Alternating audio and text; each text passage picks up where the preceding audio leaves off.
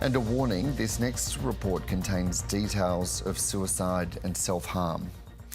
Californian parents are suing OpenAI over the death of their 16-year-old son, alleging ChatGPT encouraged him to take his own life. I spoke to Mitali Jain from the Tech Justice Law Centre, who's one of the lawyers representing the family.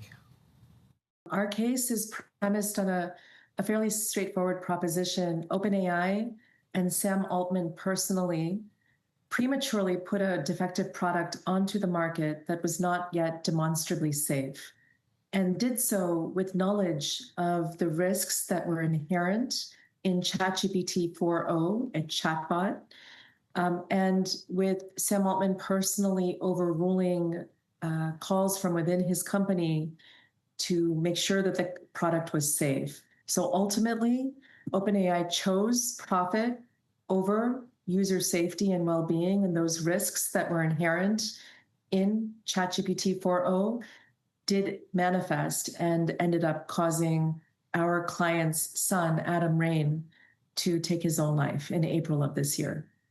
And it sounds to me, Mitali, that very much at the centre of this is around those safety protocols that there is an expectation are embedded within these programs to stop that kind of information getting to anyone, but particularly to young people. Yeah, the ChatGPT 4.0, over the course of 7 months that Adam engaged it, really did as it was programmed to do, to be as human-like and to be as flattering and to be as personalized as possible of a tool. Adam started using it in September of 24 as a homework helper, and it quickly morphed from being a homework helper to being a trusted confidant to then ultimately in the spring of this year becoming a suicide coach.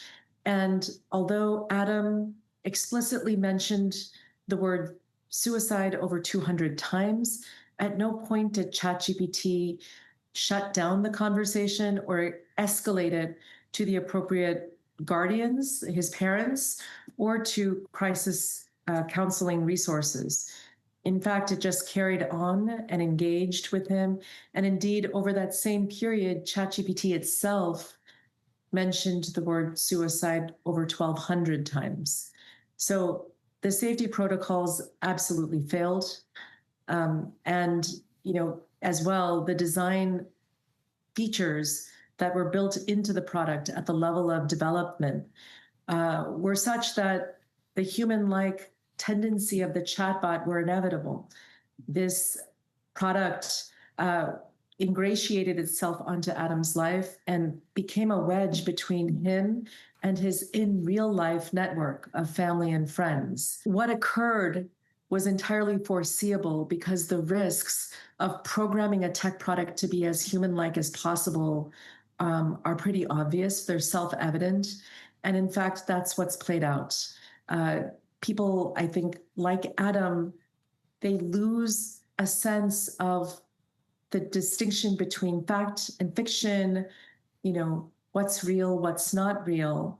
And even if they understand logically that this tech product is not a human, the relationship that is created between the product and the user becomes real. And that became very evident through reviewing Adam's transcripts.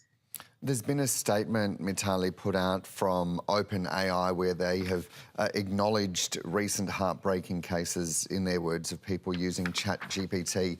They've also sought to say that they are strengthening safety safeguards. They say that they recognise and respond with empathy. They escalate the risk of physical harm to others for human review, and that they're doing ongoing safety research. What's your response to this statement from OpenAI? So I should mention that there were two statements actually that came out after news of the lawsuit became public.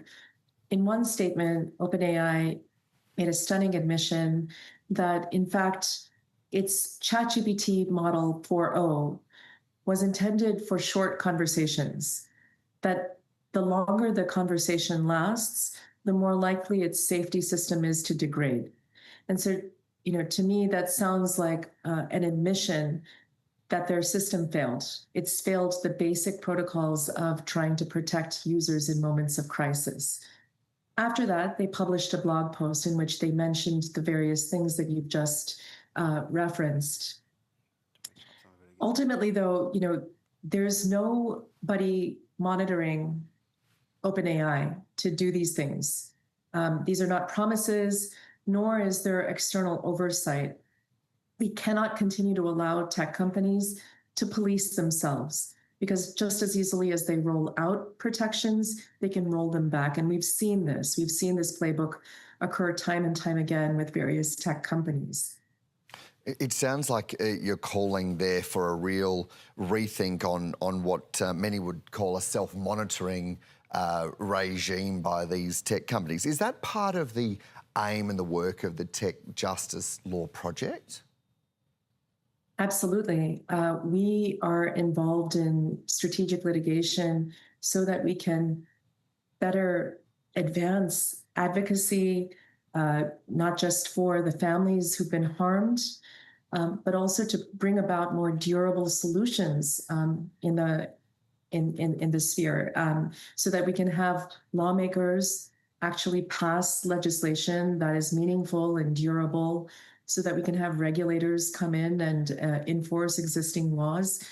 We want to work together so that we can both bring accountability for what's occurred here for the Rain family, and also for future, in a prospective way, think about what kinds of safeguards need to be in place to prevent this from ever happening again. And just finally, what are Adam's parents hoping for will come from this? They want accountability. They want durable safeguards. They don't want any other child to go through what Adam went through. They want people far and wide to understand the dangers inherent in this technology. They want all of these things, and I think that's why they so bravely and courageously came forward publicly to share their story. Mitali Jain is with the Tech Justice Law Project, one of the lawyers representing the Rain family. Thank you so much for your time this morning here on Mornings. Thank you, Dan. And if you or someone you know is experiencing distress, please contact Lifeline on 13 11 14 or visit their website lifeline.org.au.